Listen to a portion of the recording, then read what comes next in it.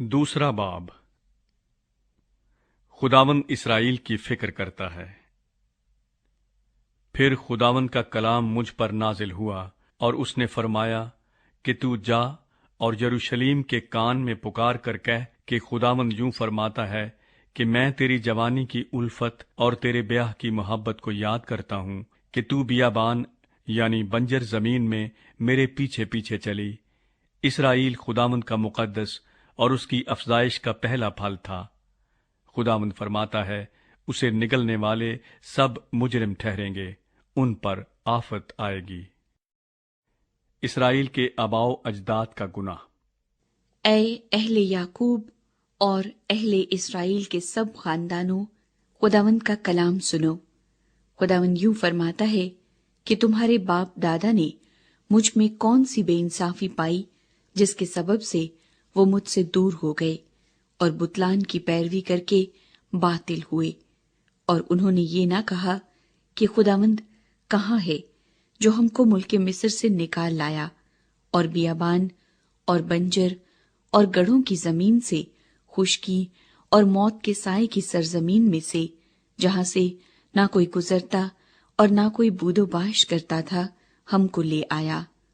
और मैं तुमको बागों वाली जमीन में लाया कि तुम उसके मेवे और उसके अच्छे फल खाओ। लेकिन जब तुम दाखिल हुए तो तुमने मेरी जमीन को नापाक कर दिया और मेरी मीरास को मकरूह बनाया।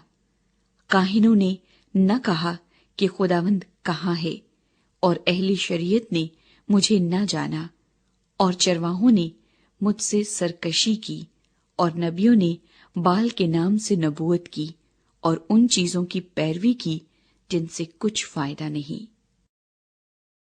खुदावंद का अपने लोगों के खिलाफ मुकदमा। इसलिए खुदावंद फरमाता है, मैं फिर तुमसे झगड़ूंगा और तुम्हारे बेटों के बेटों से झगड़ा करूंगा। क्योंकि पार गुजर कर कतीम के जजीरों में देखो और कीदार में कासिद भेज कर दरियाफ्त करो और देखो कि ऐसी बात कहीं हुई है। क्या किसी कौम ने अपने माबूदों को, हालांकि वो खुदा नहीं, बदल डाला? पर मेरी कौम ने अपने जलाल को बेफायदा चीज से बदला। खुदावंद फरमाता है, आए आसमानों, इससे हैरान हो, शिद्दत से थरथराओ और बिल्कुल वीरान हो जाओ। क्योंकि मेरे लोगों ने दो बुराइयां की। उन्होंने मुझ आबे हयात के चश्मे को तर्क कर दिया और अपने लिए हौज खोदे हैं, शिकस्ता हौज जिनमें पानी नहीं ठहर सकता। इसराइल की बेवफाई के नताइज। क्या इसराइल गुलाम है? क्या वो खानाजाद है? वो किस लिए लूटा गया?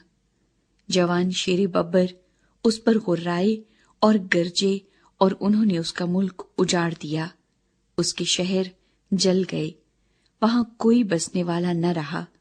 बनी नूफ और बनी तहफ नहीस ने भी तेरी खोपड़ी फोड़ी। क्या तू खुद ही ये अपने ऊपर नहीं लाई कि तूने खुदावंद अपने खुदा को तर्क किया, जबकि वो तेरी राहबरी करता था? और अब सीहोर का पानी पीने को मिस्र की राह में तुझे क्या काम, और दरियाए फरात का पानी पीने को असूर की राह में तेरा क्या मतलब? तेरी ही शरारत तेरी तादीब करेगी और तेरी बरगश्तगी तुझको सजा देगी।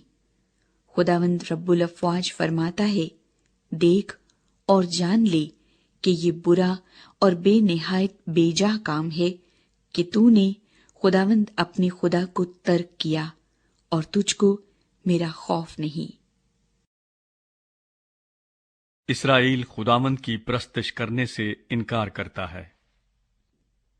क्योंकि मुद्दत हुई कि तूने अपने जुए को तोड़ डाला और अपने बंधनों के टुकड़े कर डाले और कहा कि मैं ताबे ना रहूंगी।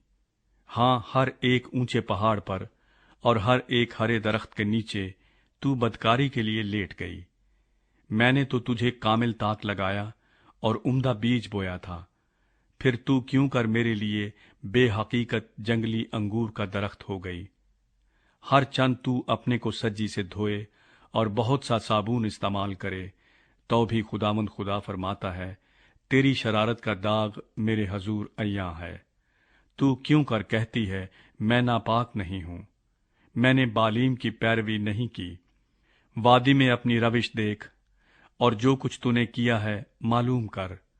तू तेज रौ ऊंटनी की मानिंद है जो इधर उधर दौड़ती है, मादा गोरखर की मानिंद जो बियाबान की आदी है, जो शहवत के जोश में हवा को सूंघती है।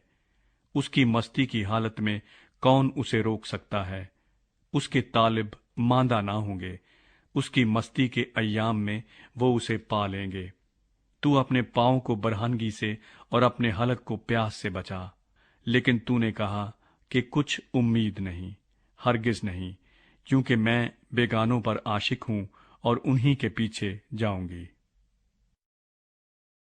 इसराइल सजा के लायक है। जिस तरह चोर पकड़ा जाने पर रुसवा होता है, उसी तरह इसराइल का घराना रुसवा हुआ। वो और उसके बादशाह और उमरा और काहिन और नबी, जो लकड़ी से कहते हैं कि तू मेरा बाप है, और पत्थर से कि तूने मुझे जन्म दिया, क्योंकि उन्होंने मेरी तरफ मुंह न किया बल्कि पीठ की। पर अपनी मुसीबत के वक्त वो कहेंगे कि उठकर हमको बचा। लेकिन तेरे बुत कहाँ हैं जिनको तूने अपने लिए बनाया? अगर वो तेरी मुसीबत के वक्त तुझे बचा सकते हैं तो उठे, क्योंकि ए यहूदा, जितने तेरे शहर हैं उतने ही तेरे माबूद हैं। तुम मुझसे क्यों हुज्जत करोगे? तुम सब ने मुझसे बगावत की है।